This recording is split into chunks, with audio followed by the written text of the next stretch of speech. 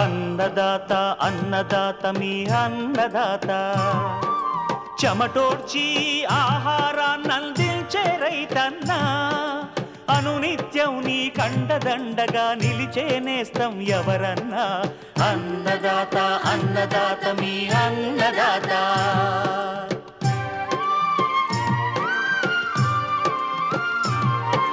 నూతన రీతుల సాగుబడికి నూరింతలు పెరిగే దిగుబడికి సూచనలిచ్చే సస్య రక్షణకు పశు పోషణకి శాస్త్ర విజ్ఞానం అందించి ముందుకు నడిపే తెలుగు రైతు భారతదేశానికి మకుటం అయ్యేలా తీర్చిదిద్దే ఆశయంతో మిమ్ము మేలు కొలిపేది అన్నదాత అన్నదాత అన్నదాత మీ అన్నదాత అన్నదాత అన్నదాత మీ అన్నదాత.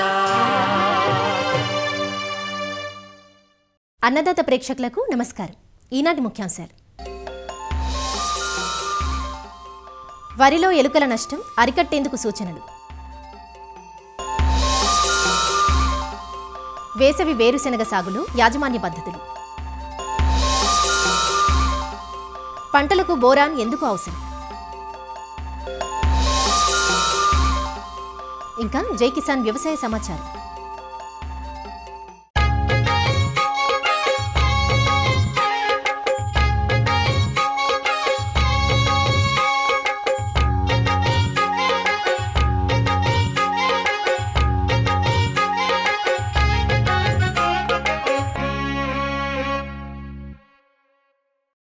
వరి పంటకు చీడపీడల తర్వాత అధిక నష్టాన్ని కలగజేసేవి ఎలుకలు. వరిలోనే కాదు, కొబ్బరి, అపరాల పంటల్లోనూ వీటి నష్టం కనిపిస్తూనే ఉంటుంది. ముఖ్యంగా వరిని సాగు చేసే అన్ని ప్రాంతాల్లోనూ వీటి నష్టం అపారంగా ఉంటుంది.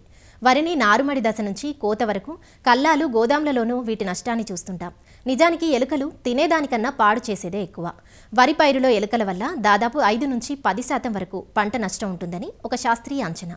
వీటి నివారణకు ఏ ఒక్క రైతో కాకుండా ఆ ప్రాంత రైతులందరూ కలిసి సామూహికంగా నివారణ చర్యలు చేపట్టాలంటూ తెలియజేస్తున్నారు నెల్లూరు జిల్లా వ్యవసాయ శాఖ సహాయ సంచాలకులు రాజ్కుమార్.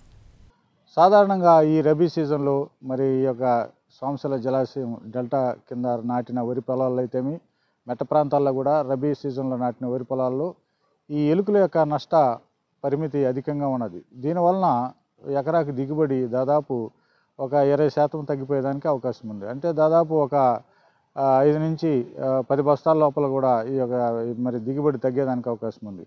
ఈ యొక్క ఎలుకలు పొలాల్లో మరి నష్టపరిచినాయి అనేది ఏ విధంగా చూసినప్పుడు పిలకలన్నింటిని కూడా కొట్టివేస్తూ ఉంటాయి. ఎలుకలు తినేదానికంటే కూడా ఈ నష్టపరిచేదే ఎక్కువగా ఉంటుంది. అదేవిధంగా ఎలుకల యొక్క వేస్ట్ పదార్థాలు కూడా ఈ నష్టపరిచిన పొలంలో కూడా కనిపిస్తూ ఉంటాయి. దాన్ని బట్టి కూడా మనం ఎలుకల్ని గుర్తించేదానికి అవకాశం ఉంటుంది. అయితే రైతులు ఏ విధంగా దీన్ని ఎలుకల నివారణ పద్ధతి చేపట్టాలనేది మనం చూసినప్పుడు సామూహికంగా చేపట్టాలి. అంటే ఎవరో ఒకరు పొలంలో మరి ఎలుకలు నష్టం జరిగిందని వారికే కంట్రోల్ చేసుకుంటే కంట్రోల్ కాదు. అందువలన ఒక గ్రామానికి సంబంధించినవి తూర్పు వైపున, పడమటి వైపున, ఉత్తరం, దక్షిణం ఇలాగా ఉంటుంటాయి. కాబట్టి ఒక్కొక్క వైపున కొన్ని వందల ఎకరాల్లో పొలాల్లో ఉంటాయి. అటువంటి రైతులందరూ కూడా కలిసి సామూహికంగా చేసుకోవాలి. నివారణ పద్ధతులు అదేవిధంగా ఏ విధంగా చేయాలని మనం చూసినప్పుడు రసాయనిక పద్ధతులు నివారణ పద్ధతులు చూసినప్పుడు రైతులు ఎప్పుడైతే ఈ యొక్క రసాయనిక మందులు ఈ ఎలుకల్ని నివారణ చేసేదానికి పెడతామో దానికి ముందు మనము ఒక ప్రాథమిక సర్వే అనేది కూడా చేయాలి. ఎన్ని ఎలుకలు బొర్రలు ఉన్నాయనేది మనం గమనించాలి. అంటే దాదాపు ఒక ఎకరాకి ఒక 10 నుంచి 20 అంతపైన కూడా ఉండేదానికి అవకాశం ఉంటుంది. కాబట్టి గట్లు వెంబడి ఉన్న ఈ యొక్క బొర్రలన్నిటిని కూడా మట్టితో కప్పివేయాలి. ముందటి రోజు కప్పివేసినప్పుడు రెండో రోజు ఆ యొక్క బొర్రలన్నిటిని కూడా పరిశీలించినప్పుడు రెండో రోజు ఏ బొర్రలైతే ఏ యొక్క కలుగులైతే మరి తెరుచుకొని ఉంటాయో అటువంటి వాటినే మనం ఎలుకలు ఉన్నట్టు నిర్ధారించుకోవాలి. కాబట్టి అటువంటి చోట్ల మనము ఈ మందు పెట్టుకునేదానికి మనం నిర్ధారించుకోవాలి. ఈ జింకు ఫాస్ఫైడ్ అనే మందు, అదేవిధంగా బ్రోమోడయోలిన్ అనే మందు, అదేవిధంగా అల్యూమినియం ఫాస్ఫైడ్ అనే ఈ యొక్క మాత్రలు కూడా ఉన్నాయి. అయితే మనకి ఇప్పుడు ఈ యొక్క వ్యవసాయ శాఖ మరి డిపార్ట్మెంట్ ద్వారా ఈరోజు నెల్లూరు జిల్లాలో కూడా ఈ బ్రోమోడయోలిన్ అనే మందు కూడా ఇస్తూ ఉన్నారు. ఇది 100 గ్రాముల ప్యాకెట్. ఒక్కొక్క ప్యాకెట్ వచ్చి దాదాపు ఒక 20 ఎకరాల వరకు కూడా పెట్టుకునే దానికి అవకాశం ఉంటుంది. ఈ బ్రోమోడయోలిన్ అనే మందుని ఒక 20 గ్రాములు తీసుకోవాలి. అదేవిధంగా నూనె కూడా 20 గ్రాములు తీసుకోవాలి. తర్వాత నూకలు 960 గ్రాములు, లేకపోతే 1 కేజీ నూకలు కూడా తీసుకోవాలి. ముందుగా మనం ఈ యొక్క నూకల్ని ఏం చేయాలంటే ఒక పట్ట మీద కానీ లేకపోతే ఏదైనా గోనె పట్ట మీద పోసుకొని తర్వాత దానికి నూనెను పట్టించాలి. ఈ బ్రహ్మడోలియన్ అనే మందుని 20 గ్రాములు దానికి కలపాలి. ఈ విధంగా కలిపిన తర్వాత మనము 10 గ్రాముల లెక్కన ఒక్కొక్క ప్యాకెట్ అంటే ఒక కాగితంలో మళ్ళించి పెట్టుకోవాలి.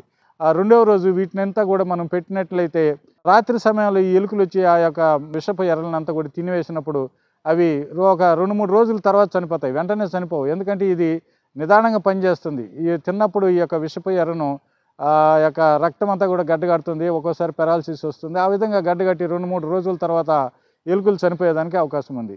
ఇంకా జింక్ ఫాస్ఫైడ్ అనే మందే ఉంది, అది వచ్చి నలుపు వర్ణంలో ఉంటుంది. దీంట్లో కూడా మనం 1 కేజీ నూకలు, 20 గ్రాములు జింక్ ఫాస్ఫైడ్, 20 గ్రాములు నూనె కూడా పట్టించుకొని ఈ విధంగా ప్యాకెట్లు చేసి పెట్టుకోవచ్చు. అయితే మనకు బ్రహ్మడోయలోను ఈ జింక్ ఫాస్ఫైడ్కి తేడా అనేది ఒకటి ఉంది. ఎందుకంటే జింక్ ఫాస్ఫైడ్ని మనము వెంటనే మందు కలిపి ప్యాకెట్లు చేసి పెట్టకూడదు. దానికి కారణం ఏంటంటే వెంటనే పెడితే అవి జింక్ ఫాస్ఫైడ్ నలుపు వర్ణంలో ఉండడమే కాకుండా స్మెల్ కూడా వస్తుంది. దానివల్ల ఎలుకలు వెళ్ళిపోయేదానికి అవకాశం ఉంటుంది. కాబట్టి మనము 2-3 రోజులు విషము ఎర్ర అంటే ఈ యొక్క జింక్ ఫాస్ఫైడ్ కలపని నూకలను మనం ప్యాకెట్లు చేసి ఈ యొక్క కలుగుల వద్ద లేకపోతే బొర్రల వద్ద పెట్టి ఎలుకలకి అలవాటు చేయాలి. అలవాటు చేసినప్పుడు ఆ 3వ రోజు ఈ యొక్క విషము కలిపిన అంటే జింక్ ఫాస్ఫైడ్ కలిపిన ఎర్రను ప్యాకెట్లను కానీ పెట్టినట్లయితే అవి మామూలుగానే ఉన్నాయనేసి వచ్చి వాటిని తినడం వల్ల అలా చనిపోయేదానికి అవకాశం ఉంటుంది. ఇదే కాకుండా మనకు మరి అల్యూమినియం ఫాస్ఫైడ్ అనే ట్యాబ్లెట్స్ కూడా ఉంటాయి. ఇవి 1 కానీ 2 కానీ ఎక్కడైతే మనకు ఎలుక కలుగులు గుర్తించినామో వాటిలో వీటిని ఉంచి ఆ యొక్క మట్టి కప్పేసినట్టయితే అప్పుడు అల్యూమినియం ఫాస్ఫైడ్ యొక్క గ్యాస్ రిలీజ్ అయ్యి ఆ ఎలుకలన్నీ కూడా చనిపోయేదానికి అవకాశం ఉంటుంది. వెదురు బుట్టల ద్వారా అయితేమి, అదేవిధంగా తెర ఎర పద్ధతులు అయితేమి ఈ విధంగా కూడా మనం నివారించుకోవచ్చు. ఆ విధంగా మా రైతులందరూ కూడా సామూహికంగా దీన్ని నివారణ చేపట్టినట్లయితే ఎలుకలన్నింటిని కూడా నివారించుకునేదానికి అవకాశం ఉంది.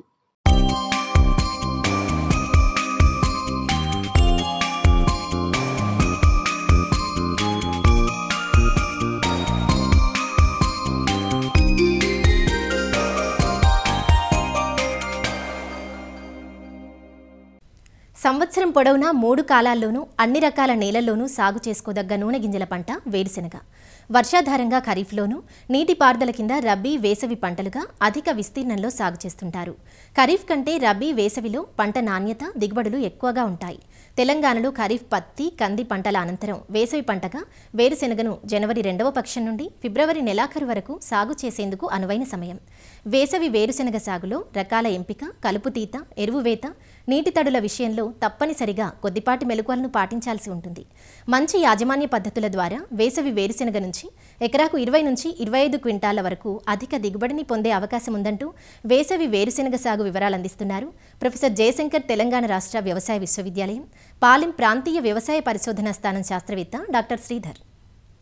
మన తెలంగాణ రాష్ట్రంలో వానాకాలంలో సాగు చేస్తున్న దీర్ఘకాలిక పంటలైన పత్తి మరియు కంది తరువాత వేసవి వేరుశెనగ అనేది సాగు చేసుకునేందుకు ఎంతైనా అవకాశం ఉంది. అనువైన సమయం గనక చూసినట్లయితే జనవరి 15 నుంచి జనవరి ఆఖరు వరకు కూడా మనము విత్తుకునేందుకు ఎంతైనా అవకాశం ఉందన్నమాట.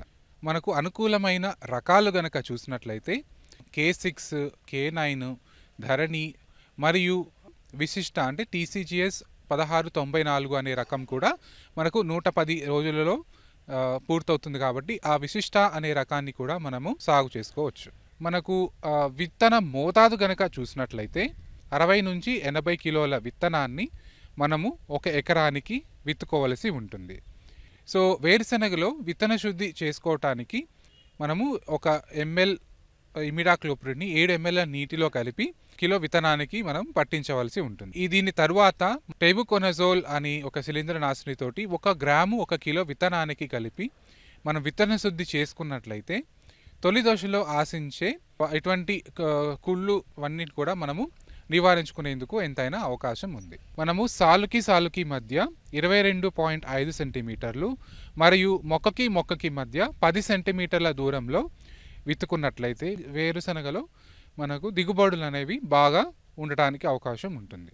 మనకు విత్తిన వెంటనే మనకు పెండిమిథాలిన్ అనే ఒక కలుపు మందునైతే 1 లీటర్ కానీ, లేదా ఇప్పుడు మనకు కొత్తగా వచ్చిన డైక్లోజులామ్ అనే ఒక కలుపు మందునట్లయితే 12.4 గ్రాములు 200 లీటర్ల నీటిలో కలిపి విత్తిన 24 గంటల నుంచి 48 గంటల లోపు మనము తేమ నేలపై పిచికారీ చేసుకున్నట్లయితే మనకు తొలి దశలో అంటే 30 రోజుల వరకు కూడా కలుపు అనేది మొలకెత్తకుండా మనము వేరుశెనగ పంటను మంచిగా గ్రో చేసుకోవడానికి అవకాశం ఉంటుంది. అలాగే మొలచిన కలుపును నివారించుకునేందుకు కూడా మనకు కలుపు మందులు అందుబాటులో ఉన్నాయి. గడ్డి జాతి ఎక్కువగా కలుపు ఉన్నట్లయితే మనకు క్విజులఫాప్ ఇథైల్ అనే మందును 400 మిల్లీలీటర్ 1 ఎకరానికి 200 లీటర్ల నీటిలో కలిపి పిచికారీ చేసుకోవచ్చు. అలాగే వెడల్పాకు కలుపు ఎక్కువగా ఉన్నట్లయితే ఇమాజతపైర్ అనే మందును 300 మిల్లీలీటరు 200 లీటర్ల నీటిలో కలిపి పిచికారీ చేసుకున్నట్లయితే వెడల్పాకు కలుపును కూడా నివారించుకునేందుకు అవకాశం ఉంటుంది.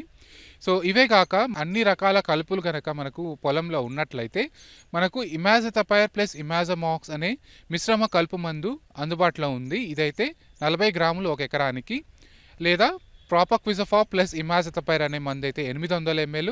ఏవైనా సరే 2 నుంచి 4 ఆకుల దశలో కలుపు ఉన్నప్పుడు మొలిచిన కలుపుపై పిచికారీ చేసుకున్నప్పుడు మనకు నివారించుకునేందుకు అవకాశం ఉంటుంది. మనము విత్తుకునేటప్పుడే మనకు అడుగు మందుగా మనకు 100 కిలోల సింగిల్ సూపర్ ఫాస్ఫేట్తో పాటుగా మనకు 33 కిలోల మ్యూరేట్ ఆఫ్ పొటాష్ను వేసుకోవాల్సి ఉంటుంది. అలాగే ఒక 18 కిలోల యూరియాని కూడా వేసుకోవాల్సి ఉంటుంది. అలాగే మన విత్తిన ఒక 30 రోజులకు తడి ఉన్నప్పుడు ఇంకొక 10 నుంచి 15 కిలోల యూరియాను వేసుకోవాల్సి ఉంటుంది. ఇంకొక ముఖ్యమైన పోషకం వేరుశెనగలో ఏంటంటే గంధకం మరియు కాల్షియం.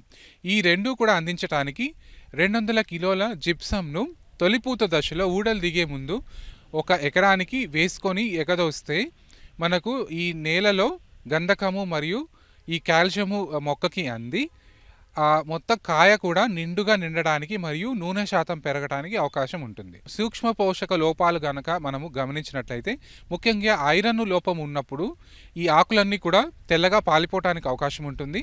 ఈ ఐరన్ లోపం ఉన్నప్పుడు 1 ఎకరానికి 1 కిలో అన్నబేదితో పాటుగా ఒక 10 గ్రాముల నిమ్మ ఉప్పును కలిపేసి పిచికారీ చేసుకున్నట్లయితే ఈ ఐరన్ లోపంను కూడా మనం నివారించుకోవచ్చు. అలాగే ఇంకొకటి వేసవి వేరుశెనగలో నీటి యాజమాన్యం కూడా చాలా ఇంపార్టెంట్. సో దీనికి మనము విత్తుకునేటప్పుడు సరైన తేమతో మనం విత్తుకోవాల్సి ఉంటుంది. తర్వాత మనము ఎట్టి పరిస్థితుల్లోనూ కూడా మొదటి తడిని 20 రోజుల తర్వాతనే ఇవ్వవలసి ఉంటుంది. ఇలా 20 రోజుల తర్వాత మనము తడి ఇచ్చినట్లయితే పూత అంతా కూడా ఒకటేసారి రావడానికి అవకాశం ఉంటుంది. అలాగే ఊడలు కూడా ఒకటేసారి దిగి మనకు దిగుబడి అనేది మంచిగా ఉండడానికి అవకాశం ఉంటుంది. తరువాత తడిని మనకు వాతావరణ పరిస్థితులు బట్టి మరియు నేల రకాన్ని బట్టి ఒక వారం నుంచి 10 రోజుల వ్యవధిలో మనము స్ప్రింక్లర్ సహాయంతో మనము తడి గనక ఇచ్చుకున్నట్లయితే మనకు వేరుశెనగలో దిగుబడులు నష్టపోకుండా ఉంటాము. అలాగే మనము కోతకు ఒక 3 నుంచి 4 రోజుల ముందుగా మనము నీరుని ఆపేయాల్సి ఉంటుంది.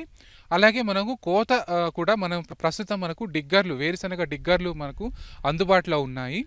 సో మనకు ఇసుక నేలలు గనక ఉన్నట్లయితే మనకు ఈ డిగ్గర్ల సహాయంతో కూడా మనకు ఈ వేరుశెనగను మనం కోత చేపట్టగలిగి మనకు దిగుబడులు అనేవి తగ్గకుండా ఉండటానికి ఎంతైనా ఆస్కారం ఉంటుంది.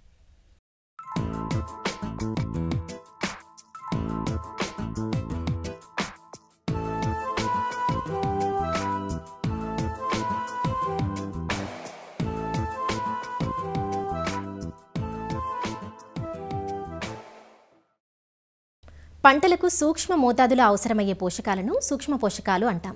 అలాంటివి జింక్, ఇనుము, బోరాన్ వంటి పోషకాలు. ఈ పోషకాలు అవసరమయ్యేది సూక్ష్మ మోతాదులోనే అయినా లోపిస్తే మాత్రం వాటి ప్రభావం పంటపై తీవ్రంగా ఉంటుంది. వీటిలో బోరాన్ లోపిస్తే మొక్క పెరుగుదలపై, పూత, కాతపై ప్రభావం పడుతుంది. అంతటి ప్రాధాన్యమున్న బోరాన్ లోపాన్ని రైతులు గుర్తించగలగాలి. ఆకులు దలసరిగా మారినా, పూత, పిందె కట్టకపోయినా, పిందెలు రాలుతున్నా, కాయలు పగుళ్లు వస్తున్నా ఆ పంటలో బోరాన్ లోపం ఉందేమో గమనించుకోవాలి. బోరాన్ ప్రాధాన్యత ఏమిటో, లోప లక్షణాలు ఎలా ఉంటాయో, లోపాన్ని ఎలా సరిదిద్దుకోవాలో ప్రొఫెసర్ జయశంకర్ తెలంగాణ రాష్ట్ర వ్యవసాయ విశ్వవిద్యాలయం రాజేంద్రనగర్లోని సాయిల్ సైన్స్ విభాగం సీనియర్ శాస్త్రవేత్త డాక్టర్ ఎం శంకర్ నుంచి తెలుసుకుందాం. ఆహార, ఉద్యాన, వాణిజ్య పంట మొక్కల యొక్క ఎదుగుదలకి, వాటి నుంచి వచ్చే దిగుబడులకి ముఖ్యంగా 16 పోషకాలు అవసరం ఎంతైనా ఉంటుంది. దీనిలో గమనించినట్లయితే మనము ప్రాథమిక, ద్వితీయ, సూక్ష్మ పోషకాలు అని చెప్పుకోవడం జరుగుతుంది. మొక్క ఎదుగుదలకి ఉత్పత్తికి ప్రధాన పోషకాలతో పాటుగా సూక్ష్మ పోషకాల అవసరం ఎంతైనా ఉంటుంది. ఈ సూక్ష్మ పోషకాలు ముఖ్యంగా మొక్కల్లో సంభవించే జీవన క్రియలు హార్మోన్ల ప్రక్రియ చర్యలకి ఈ సూక్ష్మ పోషకాలు అత్యంత కీలకంగా మారుతాయి. ఈ సూక్ష్మ పోషకాలు మనం చూసుకున్నట్లయితే zinc, copper, iron, manganese, molybdenum, boron అని చెప్పుకోవడం జరుగుతుంది. బోరాన్కు సంబంధించిన అంటే సూక్ష్మధాతు పోషకము ఎట్లాంటి నేలల్లో దీని లోపము మనం గమనించడం జరుగుతుంది అని మనం మాట్లాడుకున్నట్లయితే ఏ నేలలో అయితే ఈ కర్బన శాతం తక్కువగా ఉంటుందో, సున్నపు శాతం అధికంగా ఉంటుందో, సోడిక్ సైల్స్, సెలైన్ సైల్స్ బోరాన్ లోప లక్షణం మనము ఎక్కువగా గమనించడం జరుగుతుంది. బోరాన్ యొక్క ప్రాముఖ్యత మొక్కల్లో ఏంటి అని మనం మాట్లాడుకున్నట్లయితే ఏ పంట అయినా కానీ పంట ఎదుగుదల కాలక్రమంలో అంటే కొత్త కణజాలం ఎక్కడైతే వస్తుందో అది వేర్లు అలాగే మొక్కల్లో వచ్చే చిగుర్లు ఈ కణజాలాల ముందు శిఖరాగ్రహణ ఉండేసేసి కణజాల అభివృద్ధికి తోడ్పడుతుంది. అలాగే పంటల్లోకి సంబంధించి పంట ఎదుగుతున్న కాలక్రమంలో ఎక్కడైతే సంపర్క ప్రక్రియ మొదలవుతుందో దాంట్లో ఉపయోగపడే పుప్పొడి ఎదుగుదల, పుప్పొడికి సంబంధించిన కణజాల ఎదుగుదల దాని యొక్క సరఫరాలో ఈ బోరాన్ అత్యంత కీలకంగా మారుతూ ఉంది. ఇది లోపించినప్పుడు పంటల్లో ఆశాజనకంగా దిగుబడులు మనం సాధించడం జరగడం ఉండదు. ఇంత ప్రాముఖ్యత ఉన్న ఈ బోరాను ఎట్లాంటి నేలల్లో లోపం వస్తుందని మనం మాట్లాడుకున్నట్లయితే మట్టి పరీక్ష విశ్లేషణలో ఎలాంటి భూములోనైనా కానీ లభ్య బోరాను 0.5 మిల్లీగ్రాములు 1 కిలో మట్టిలో కంటే తక్కువగా ఉన్నట్లయితే తక్కువగా ఉందని అర్థము. పంటల్లో బోరాన్ యొక్క లభ్యత ఎక్కువ ఉందా తక్కువ ఉందని మనం పత్ర విశ్లేషణలో చూసుకున్నట్లయితే ఆకుల్లో కొత్తగా వచ్చే చిగుర్లలో 10 మిల్లీగ్రాముల కంటే తక్కువ ఉన్నప్పుడు ఈ బోరాను లభ్యస్థితి తక్కువగా మొక్కలో ఉందని అర్థమవుతుంది. 10 నుంచి 100 మిల్లీగ్రాములు ఉంటే మనం ఆశించినంత దిగుబడులు పొందే ఆస్కారం ఉంటుంది. కాయ గింజ గట్టిపడము, కాయ పగులు లేకుండా ఉండడము, ఆహార పంటలు చూసుకున్నట్లయితే తాళ్ళు లేకుండా ఉండడం మనం గమనించే ఆస్కారం ఉంటుంది. ఈ బోరాను మొక్కల్లో కానీ నీళ్ళల్లో కానీ ఎప్పుడు కానీ ఈ నిశ్చల స్థితిలో ఉంటుంది. దీని యొక్క లభ్యత అనేది అనుకున్నంత ఈజీగా ఉండదు. మరి వీటి యొక్క లక్షణాలు పంటల లక్షణాలు ఎలా ఉంటాయి అనుకుంటట్లయితే లేత చిగురులు అవి వేర్లు కానివ్వండి, లేత ఆకులు కానివ్వండి వికృత ఆకారంలో ఉంటాయి.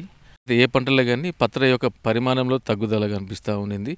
లోపం ఎక్కువగా ఉన్నప్పుడు పంట ఆకుల మధ్య అయిన తెలుపు లేదా పసుపచ్చ రంగులోకి మారి వంకర్లు తిరిగిపడి పోతూ ఉంటుంది. అదే మనకి వాణిజ్య పంటలు పండ్ల తోటలో చూసుకున్నట్లయితే కాయల మీద పగుళ్ళు రావడం గమనిస్తాము. అన్ని పంటల్లో పంట ఎదుగుదలను బట్టేసేసి మనకి పుష్పం నుంచి కాయ ఏర్పడే కాలక్రమంలో పిందె రాలిపోవడము లేదంటే చిన్న చిన్న కాయలు రాలిపోవడము కనిపించే లోప లక్షణాలు. ముందుగా మనం వరి చూసుకున్నట్లయితే నార్లు వేసుకున్న తర్వాత మొక్క ఎదుగుదల కాలక్రమంలో లేత ఆకుల ఈనెలు సన్నగా మారేసేసి వంకర్లుగా పోతాయి.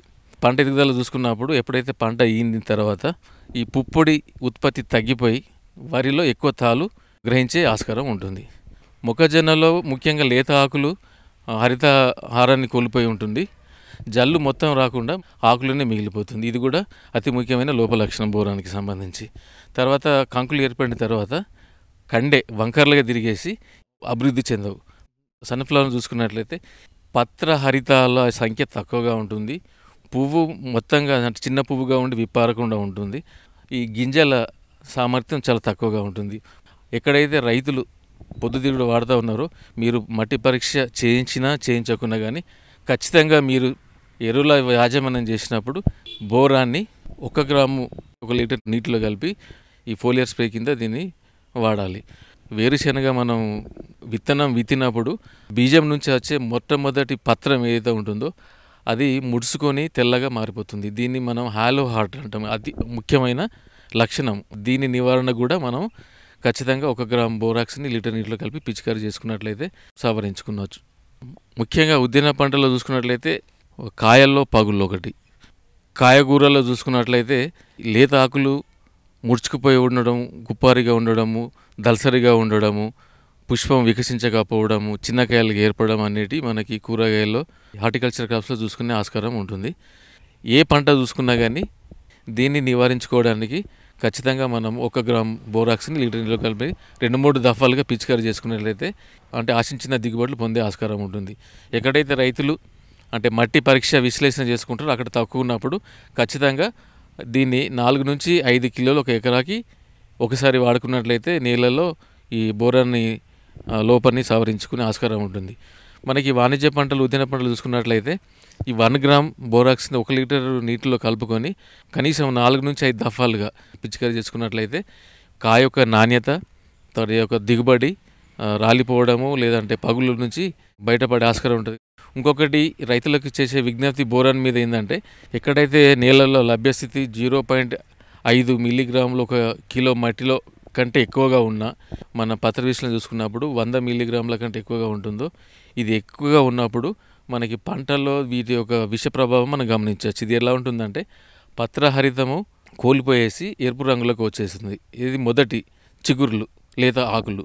తర్వాత ఎరుపు స్థితి నుంచి మొత్తం పంట ఎండిపోయే ఆస్కారం ఉంటుంది. కనుక రైతులకి చెప్పే విషయం ఏంటంటే మట్టి పరీక్ష చేసుకున్న తర్వాతనే బోరాన్ లోపం ఉందంటేనే మీరు 4 నుంచి 5 కిలోల బోరాక్స్ని ఆఖరి దిక్కులో వేయాలి. మనకి బోరాన్కి సంబంధించిన రసాయనికులు చూసుకున్నట్టయితే ఈ బోరాక్స్, తర్వాత బోరిక్ యాసిడ్, తర్వాత సోలోబార్ రూపంలో మనకి మార్కెట్లో అందుబాటులో ఉంటాయి.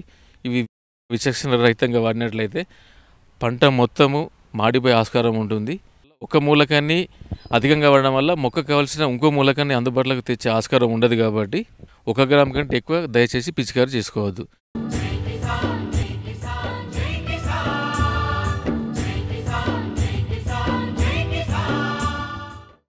వ్యవసాయ సమాచారం ఇప్పుడు జై కిసాన్లో చూద్దాం. కాంప్లెక్స్ ఎరువుల ధరల పెంపు సాగుదారులను ఆందోళనకు గురిచేస్తోంది. ఎరువుల ధరలు పెరగడంతో ఏటా పెట్టుబడి వ్యయం పెరిగిపోతుందని సాగుదారులు ఆవేదన చెందుతున్నారు. పెరిగిన ధరలు జనవరి 1వ తేదీ నుంచి అమల్లోకొచ్చాయి. రైతులు ఎక్కువగా వాడే 10, 26, 26 ఎరువు ₹250, 12, 32, 16 ₹240, 20, 20, 0, 13 కాంప్లెక్స్ ఎరువుకు ₹100 ధర పెరిగాయి. తాజా పెంపుతో ₹1,470గా ఉన్న 10, 26, 26 ఎరువు ₹1,720, ₹1,480గా ఉన్న 12, 32, 16 ఎరువు ₹1,720, ₹1,200గా ఉన్న 20, 20, 0, 13, ₹1,300కు చేరుకుంది. మిశ్రమ ఎరువుల ధరల పెంపుతో రైతులతో పాటు వ్యాపారులు ఆందోళన చెందుతున్నారు. తారీఖు నుంచి 1026, 2020, 1232 వంటి కాంప్లెక్స్ ధరలు సుమారు 100 నుంచి 300 రూపాయల దాకా పెరిగినట్టు మాకు పెరిగినాయండి. ఈ విషయమే మీరు కంపెనీ వాళ్ళని సంప్రదించగా వారు అంతర్జాతీయంగా ముడి సరుకుల ధరలు పెరగడం వల్ల పెంచడమైందని చెప్పినారు. ఈ పెంపుదల సుమారు 20 నుంచి 30% దాకా ఉంటుందండి. అంతకుముందు మేము ఒక లారీ 4,50,000 ఉన్న లారీ ఇప్పుడు 6 లక్షల దాకా పెట్టుబడి పెడుతున్నాం. రైతుకు 1,400 ఉన్న ఎరువు 1,800 పెట్టాల్సి వస్తుంది. మేము మీ ద్వారా ప్రభుత్వానికి చేసే విజ్ఞప్తి ఏంటంటే డిఏపి ధరలకు ప్రత్యేక సబ్సిడీ ఇచ్చి పెరగకుండా కేంద్ర ప్రభుత్వం వారు చేసిన విధంగానే మిగతా కాంప్లెక్స్ ధరలకు కూడా ప్రత్యేక సబ్సిడీ ఇచ్చి ధరలు పెంచకుండా చేసి రైతులకు మా మీద భారం లేకుండా ఉండాలని మీ ద్వారా కోరుచున్నాం. మేము 5 సంవత్సరాల క్రితము ఉన్న ఎరువులతో ధరలతో పోల్చుకుంటే పొటాష్ వంటి ధరలు దాదాపు డబల్ అయినాయండి. 5 సంవత్సరాల క్రితం పొటాష్ సుమారు 750 నుంచి 800 రూపాయల దాకా ఉంది. ఈరోజు 1,525 రూపాయలండి. 1430 ధర 1,150 రూపాయలు, ఈరోజు 1,800 రూపాయలు. ఈ విధంగా ప్రతి ఎరువు 40 నుంచి 100% దాకా పెరిగి రైతులకు చాలా ఇబ్బందిగా ఉందండి. సాగు ఖర్చులు ఏటా పెరుగుతూ పోతున్నాయి. విత్తనం నుంచి పంట మార్కెటింగ్ వరకు అన్ని దశల్లోనూ వ్యయం అధికమవుతోంది. ఈ మేరకు కనీసం ఉత్పత్తి ఖర్చు కూడా రావడం లేదు. ప్రభుత్వం నిర్ణయించే మద్దతు ధరలు కూడా ఉత్పత్తి వ్యయానికి తగ్గట్లుగా లేవు. ఇన్ని అడ్డంకుల మధ్య వ్యవసాయాన్ని నెట్టుకొస్తుంటే ఉత్పాదకాల ధరలను తరచూ పెంచడం సమంజసం కాదని రైతులు వాపోతున్నారు. రైతులకేమో గిట్టుబాటు ధర ఏమో రావట్లేదు. ఎరువులు సంవత్సరం పెరిగిపోతుంది. గత 2-3 సంవత్సరాల క్రితం ఉన్న ఇప్పుడు పొటాష్ 800-900 ఇవాళ 1,700 పోయింది. అది వేయలేక కాంప్లెక్స్ కలిసి ఉన్న 1026, 1320 ఉన్నది 1740గా వెళ్ళిపోయింది. అది పెరిగి ఇప్పుడు పెంచారని చెప్తున్నారు రైతులకి. ఈ రకంగా గవర్నమెంట్ ఇలా పెంచుకుంటూ పోతే రైతులు పంట పండించడం మానేస్తే ఏమవుతుంది? రైతు పండించిన పంటకి గిట్టుబాటు లేకుండా పోతుంది. ఎరువులు కానీ, విత్తనాలు కానీ, పురుగు మందులు కానీ ఏది కొనాలన్నా కానీ ఏటా పెంచుకుంటే కంపెనీ వాళ్ళ నుంచి గవర్నమెంట్ కూడా వాళ్ళకి లైసెన్స్ ఇస్తూ ఉంది. గవర్నమెంట్ నుంచి కూడా వాళ్ళు పెంచుకుంటూనే పోతూ ఉన్నది. ఏటా ఎంత కొంత పెరుగుతూనే ఉంది. రైతు పండించిన పంటకి మొత్తానికి గిట్టుబాటు ఏటికి ఏడు తగ్గిపోతూనే వస్తుంది కానీ ఉపయోగం లేదు. 10 కంపెనీ వాళ్ళ నుంచి కూడా పురుగు మందులు కానించి ఎరువులు కానించి మొత్తం పెంచుకుంటూనే పోతున్నారు. రైతుకు వచ్చిన పంట వచ్చే మాటకి గిట్టుబాటు ధర లేకుండా పోయి దండకు వస్తూ ఉంది. ఖర్చులు పెరుగుతూ ఉన్నాయి. అన్నీ ఇబ్బంది పడుతూ ఉన్నాము. ఇంతకుముందు 800-900 పలికింది అదే పొటాష్ ఇప్పుడు 1,800 దాకా అయింది. అదే 1000 రూపాయల నుంచి 1200 ఆ మధ్యలో ఉంటే కొద్దిగా ఇబ్బంది లేకుండా ఉంటుంది. పంట దిగుబడి తగ్గిపోతుంది, ఖర్చులు పెరుగుతూ ఉన్నాయి. ఇదే కట్ట అయిపోతే అసలు పంట కూడా దిగుబడి లేదు. ఎంతో కొంత వేయాల్సింది కాబట్టి కొనక తప్పట్లేదు ఎంత వచ్చినా కానీ. గడిచిన 5 ఏళ్లలో కొన్ని రకాల ఎరువులకు 100% ధర పెరిగింది. పొటాష్ ఎరువు 5 ఏళ్ల క్రితం 800 రూపాయలుండగా ప్రస్తుతం 1700 రూపాయలకు చేరింది. డీఏపీ 28, 28, 10, 26 తదితర మిశ్రమ ఎరువుల రేట్లు 40 నుంచి 50% వరకు పెరిగాయి. పంట దిగుబడులు, మద్దతు ధరలు మాత్రం పెరగకుండా ఎరువులు, మిగతా ఉత్పాదకాల ధరలు పెరగడంపై అన్నదాతలు పెదవి విరుస్తున్నారు. యూరియా మాదిరిగా ఇతర రసాయన ఎరువులను రాయితీలు కల్పించి నియంత్రిత ధరలపై అందించాలని రైతులు కోరుతున్నారు. మరిన్ని విభిన్న అంశాలతో రేపటి అన్నదాతలో మళ్ళీ కలుసుకుందాం. అంతవరకు సెలవు. నమస్కారం. అన్నదాతలు తమ సందేహాలు, సమస్యలను 1800-425-4085 టోల్ ఫ్రీ నెంబర్లో ఉదయం 10 నుంచి 11 గంటల మధ్య పని దినాలలో సంప్రదించగలరు. ఈ కార్యక్రమాన్ని యూట్యూబ్లో www.youtube.com/అన్నదాత-ఈటీవీ లింక్ ద్వారా వీక్షించవచ్చు. అన్నదాత కథనాలు ఈటీవీ విన్ మొబైల్ యాప్లో వీక్షించండి.